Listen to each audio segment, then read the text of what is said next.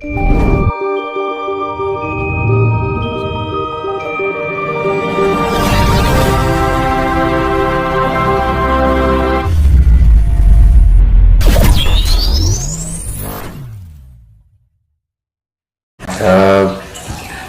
kita dihadapkan pada situasi bahkan zaman peradaban baru, mungkin akan ada di tatanan kehidupan baru. Bagaimana Mas agar kita ini siap dalam menyambut tatanan kehidupan baru? Bekal apa yang harus kita miliki untuk menghadapi peradaban baru? Monggo Mas, bisa dengan jelaskan. Ya, untuk itu kita tahu dasarnya dulu ya.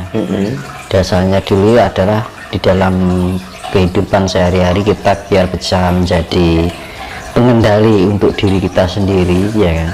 Biar kita bisa menjadi pemimpin untuk diri kita terlebih dahulu. Jadi kita jangan terlalu berpikir jauh-jauh dulu supaya dipantaskan untuk menjadi umat di peradaban baru. Jadi kan banyak kan sekarang kan orang terlalu muluk-muluk terlebih dahulu kan. Iya kan? Iya Mas. Tapi tidak pernah membenahi diri sendiri kan itu. Makanya kita harus bisa membenahi diri sendiri. Dengan cara apa? Ya kita harus sering-sering kuncinya telaten karo punya rasa tanggung jawab. Jangan merasa hanya sebatas keinginan gitu kan. Tapi kita menyadari telaten, tanggung jawab, iya, kita mempunyai rasa tanggung jawab. Jangan hanya sebatas keinginan, karena keinginan itu pasti tidak akan langgeng, sesaat sifatnya, ya kan. Ada sifat busanya gitu kan. Tapi kalau punya rasa tanggung jawab itu adalah sifat kesadaran diri, ya kan, bahwa hidup kita ada bahwa diri kita itu hidup, ada yang menghidupi. Nah, itu yang namanya rasa. Betul. Rasa rumangsa kan. Jadi titah ya. Nah, kita mempunyai rasa bertanggung jawab itu dengan menjalani sebuah spiritualitas dengan sifat yang tulus, ikhlas dan rasa tanggung jawab itu. Kalau ingin menjadi hidup di peradaban baru, ya kita harus pantaskan kita terlebih dahulu. Jangan berangan-angan dulu, tapi pantaskanlah diri kita terlebih dahulu. Dan jangan berpikir terlalu jauh dulu. Pikirkanlah diri kita bagaimana gitu loh. Pantaskan diri kita terlebih dahulu. Pimpinlah diri kita dahulu. Nggak usah bermuluk-muluk saya ingin menjadi ini, ditugaskan itu, nggak usah. Kalau kita merasa ditugaskan, apa kita sudah bisa memimpin diri kita terlebih dahulu kan gitu. Nah, dengan cara apa? Kita olah cipta, olah rasa, olah jiwa, olah karsa. Kalau kita sudah bisa melatih itu, nanti leluhur yang sudah ngejawantah ini, itu leluhur itu hanya kerajaan loh yang turun. Leluhur Lemuria juga ada. Nah, gitu. Nah, itu nanti akan dibantu oleh para leluhur. Karena vibrasi putaran cakra roda dunia ini sangat luar biasa, lagi gencar-gencarnya gitu. Nah, itu nanti kita harus mengolah ketenangan. Kan gunanya kita mengolah cipta, mengolah rasa, mengolah jiwa, mengolah raga agar kalau kita bisa menselaraskan, akhirnya tercipta ketenangan. Ya, kalau sudah kita tenang kan kita juga merasakan keseimbangan. Nek wis seimbangan anakmu damai toh. Ya kan? Di dalam kedamaian akan ada pancaran yang namanya energi kasih sayang, welas asih. Nah, welas asih itu modal utama untuk menjadi perilaku yang sifatnya budi pekerti, sifatnya menyejukkan. Ya kan? Sifat asih kan sifatnya menyejukkan, menenteramkan, memberikan rasa ayem tentrem gitu kan. Jadi nggak ada sifat yang arogan, sifat yang merasa diri keakuan, ya kan. Nah, sifat-sifat keakuan itu dihilangkan, sifat-sifat merasa itu dikesampingkan, ya kan. Jangan terlalu berangan-angan terlalu jauh lah, ya kan. Kita berpikir pahamilah diri kita dahulu, pantaskanlah diri kita terlebih dahulu. Dengan cara apa? Kita mensefrekuensikan dengan sifat pengejawantahan dari sifat Tuhan, ya kan? Ketuhanan, sifat ketuhanan kan, si Tuhan kan sifatnya lembut ya. Betul. Sangat lembut. Nah, selembut itu dengan menerapkannya dengan energi kasih. Nah, kalau belum bisa menerapkan itu, ya mana bisa kita pantas. Misalkan gini, kita baru dikecewakan orang aja sudah dongkol. Nah, ya kan? Iya. Pada pondasi utama untuk melatih pribadi kita adalah kesabaran. Kesabaran dasarnya juga kasih, ya kan?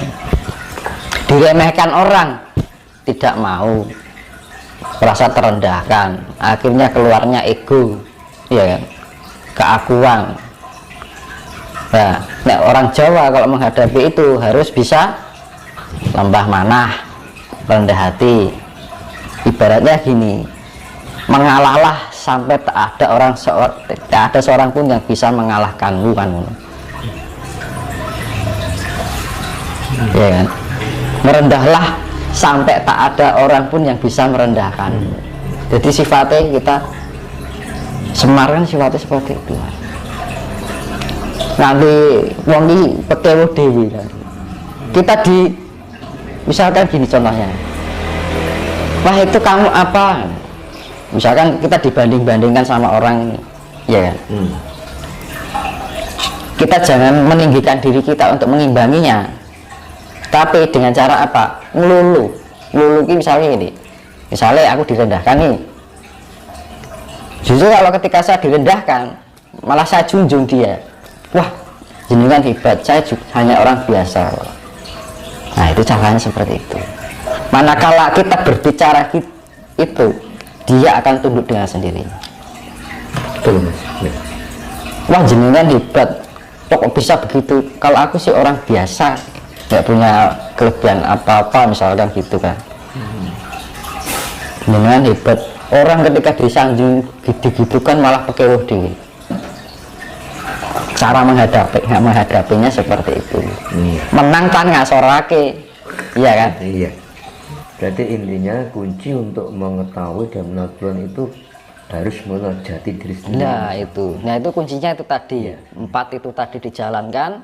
Yang satu sifat ini kunci, ya itu hasilnya itu adalah kita bisa mulat cariro. Hukum cermin, hukum feedback. Makanya karma itu juga berjalannya seperti cermin. Manakala kita di hadapan cermin ini, kita kalau mengeluarkan cahaya biru, yang mantul juga warna biru. Kita mengeluarkan cahaya merah, yang mantul juga warna merah. Sama aja. Kalau kita memberikan yang kita pancarkan kesejukan, yang kita terima juga kesejukan. Begitu juga kita pancarkan buat orang lain. Jadi yang namanya kedamaian itu menjadi pribadi yang damai, itu pribadi yang sifatnya menyejukkan. Orang terus golek bener, golek anyel-anyelan, mencari kebenaran, menyalahkan yang lain sampai lupa menyalahkan diri kita sendiri. Nah itu loh.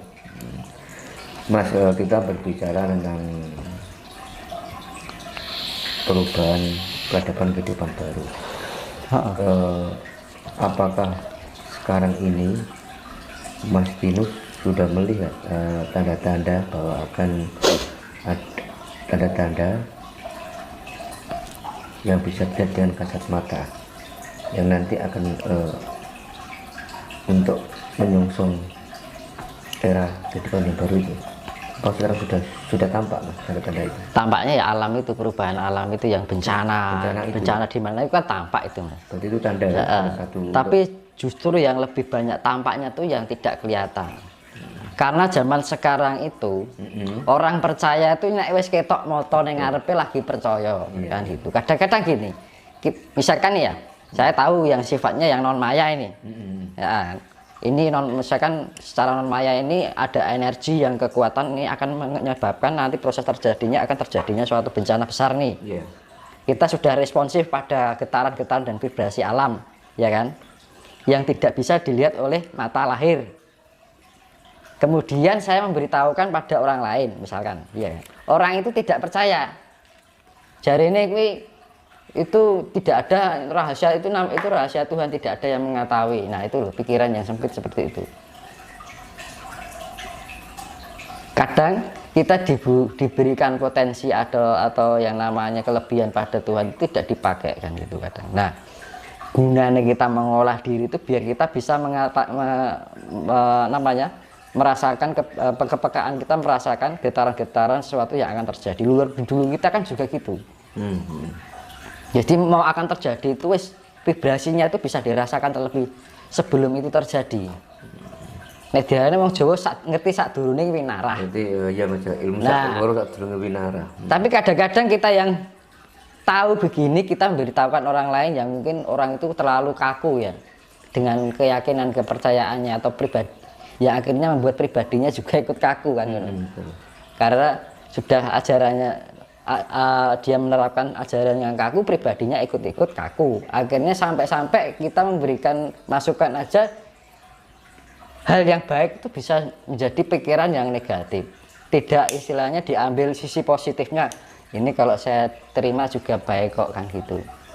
Kalau dijalani toh juga baik. Misalkan nggak terjadi juga akan bermanfaat kan ngono toh. Nek zaman saiki tidak menggunakan frekuensi itu untuk merasakan getaran-getaran kan kita menggunakan frekuensi ya kan.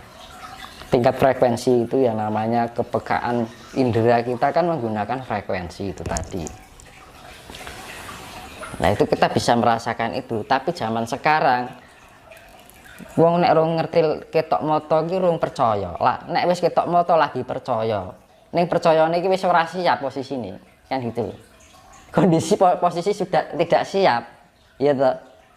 Aku gak percayane nek wis ngerti sudah tahu ada di depan mata, tapi kondisi di depan mata itu kita posisinya belum siap apa-apa. Coba bayangkan gimana itu terjadi kalau terjadi. Nah justru gunanya kita mengolah spiritual, mengolah intelektual itu biar kita bisa merasakan vibrasi alam semesta, karena kita bagian terkecil dari alam semesta itu juga. Nah kalau kita bisa memahami frekuensi dari vibrasi getaran vibrasi alam semesta ini, kita lebih bisa memahami sesuatu yang reflektivitas dari dalam diri kita agar bisa memahami kondisi alam semesta kan ngono. Tapi sekarang kan udah nggak dipakai budaya seperti itu kan ngono, hanya orang-orang tertentu tok kan. Dulu mayoritas seluruh kita begitu semua. Itu makanya zaman saya ini orang ketok moto gitu orang percaya kan gitu kan. Betul Mas.